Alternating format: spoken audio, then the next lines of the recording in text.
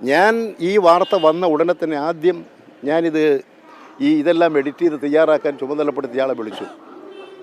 അപ്പോൾ അദ്ദേഹം പറഞ്ഞു, ഇല്ല, ഞാനിത് വളരെ കൃത്യമായിട്ട് തന്നെയാണ് കൈകാര്യം ചെയ്തിട്ടുള്ളത്. ഇനി ഇത് DC ബുക്സിൻ്റെ ആളോട് ചോദിക്കണം. അയാൾ DC ബുക്സിൻ്റെ ആളെ വിളിച്ചു. അവരോട് പറഞ്ഞു, ഞങ്ങളിതൊന്നും അറിയില്ലെന്നാണ് DC ബുക്സിൻ്റെ ആളുകൾ ഈ എഴുതാൻ ഏൽപ്പിച്ച സുഹൃത്തിനോട് പറഞ്ഞത്. എന്നെ വിളിക്കാൻ പറഞ്ഞു അവരോട്. അവരെന്നെ വിളിച്ചു. ഒരു സ്ത്രീയാണ്. ഞാൻ ചോദിച്ചു, നിങ്ങൾ ഇങ്ങനൊരു വാർത്ത എൻ്റെ പുസ്തകത്തിൻ്റെ പേരിൽ ഇതിൻ്റെ ആമുഖം എഴുതിയിട്ടില്ല, ഇതിനെക്കുറിച്ചിട്ടുള്ള ഒരു കാര്യവും എഴുതിയിട്ടില്ല, അതിൻ്റെ കവർ പേജ് തയ്യാറാക്കിയിട്ടില്ല, എന്തെല്ലാം ഇനിയും ഉൾക്കൊള്ളിക്കണം എന്ന കാര്യങ്ങളെക്കുറിച്ച് ഒന്നൊരു തീരുമാനവും എടുത്തിട്ടില്ല.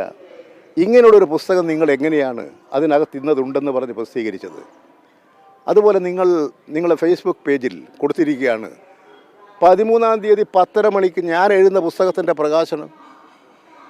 എന്തടിസ്ഥാനത്തിലാണ് DC ബുക്സിൻ്റെ ഫേസ്ബുക്ക് പേജിൽ വന്നത്? ഞാൻ ചോദിച്ചപ്പോൾ അവർ പറഞ്ഞു, എനിക്കതൊന്നും അറിയില്ല സാർ, ഞങ്ങൾക്കൊന്നും അറിയില്ല. ഞാൻ പറഞ്ഞു, നിങ്ങളുടെ ഇതിൻ്റെ DC ബുക്സിൻ്റെ റിവ്യൂ എവിടെയുണ്ട്? അപ്പോൾ പറഞ്ഞു, അദ്ദേഹം ഇവിടെ ഇല്ല, വിദേശത്താണ്.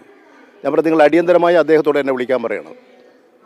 അരമണിക്കൂറിനുള്ളിൽ എന്നെ വിളിച്ചു. ഞാൻ ചോദിച്ചു, നിങ്ങളുടെ ഇങ്ങനെ ഒരു വാർത്ത വന്നിട്ടുണ്ടല്ലോ, എവിടുന്നാണ് നിങ്ങൾക്ക് ഈ വാർത്ത കിട്ടിയത്? അപ്പോൾ അദ്ദേഹം പറഞ്ഞു, സാർ, ഞാൻ വിദേശത്താണ്, ഞാനൊന്നും അറിയില്ല, ഷാർജയിലാണ്, ഞാൻ അന്വേഷിച്ചിട്ട് പറയാം, അന്വേഷിച്ചിട്ട് നിങ്ങളെ വിളിക്കാം. പിന്നെ എന്നെ വിളിച്ചിട്ടില്ല. അപ്പോൾ അതുകൊണ്ട് തികച്ചും ഇതൊരു ആസൂത്രിതമാണ്.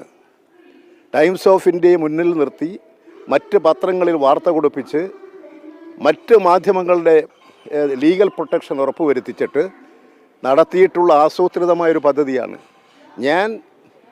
ഇത് സംബന്ധിച്ച് എനിക്ക് ലഭ്യമാക്കാൻ കഴിയാവുന്നിടത്തോളമുള്ള കാര്യങ്ങൾ വെച്ചുകൊണ്ട് ഇതിൻ്റെ ഈ ഗൂഢാലോചനയുടെ കോൺസ്പിരസിയുടെ കേന്ദ്രബിന്ദു, ഈ കോൺസ്പിരസി എവിടെ നിന്ന് വന്നു, എന്താണതിൻ്റെ കാര്യങ്ങൾ എൻ്റെ അറിവ് വെച്ചുകൊണ്ടും എനിക്ക് ബന്ധപ്പെടാൻ പറ്റുന്നവരുമായി ബന്ധപ്പെട്ടുകൊണ്ട് ഞാൻ മനസ്സിലാക്കിക്കൊണ്ടിരിക്കുകയാണ്. മറ്റൊന്ന്, ഇതിന് നിയമപരമായ നടപടി സ്വീകരിക്കണം.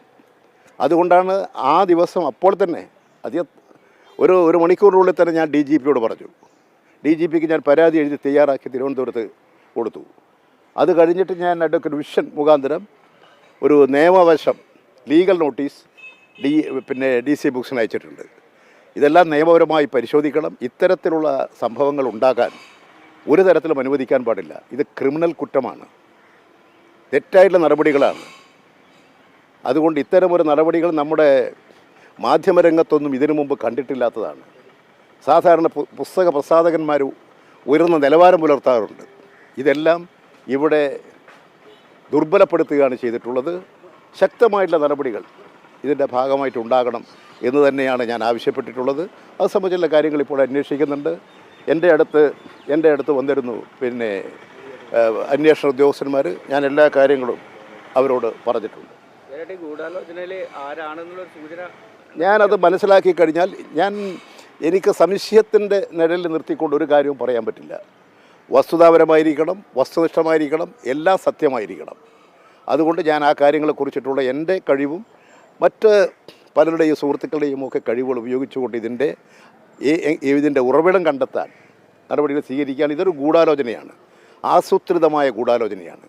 ഇടതുപക്ഷത്തെ തകർക്കാൻ, കമ്മ്യൂണിസ്റ്റ് പാർട്ടി മാർക്സിസ്റ്റിനെ തകർക്കാൻ, എന്നെ പാർട്ടിക്കകത്തും പുറത്തുമൊക്കെ ദുർബലപ്പെടുത്താൻ, അതുവഴി പാർട്ടിയെ കൂടുതൽ ദുർബലപ്പെടുത്താനുള്ള ആസൂത്രിതമായ നീക്കമാണ് ഇതിൻ്റെ പിന്നിൽ ഉണ്ടായിട്ടുള്ളത്.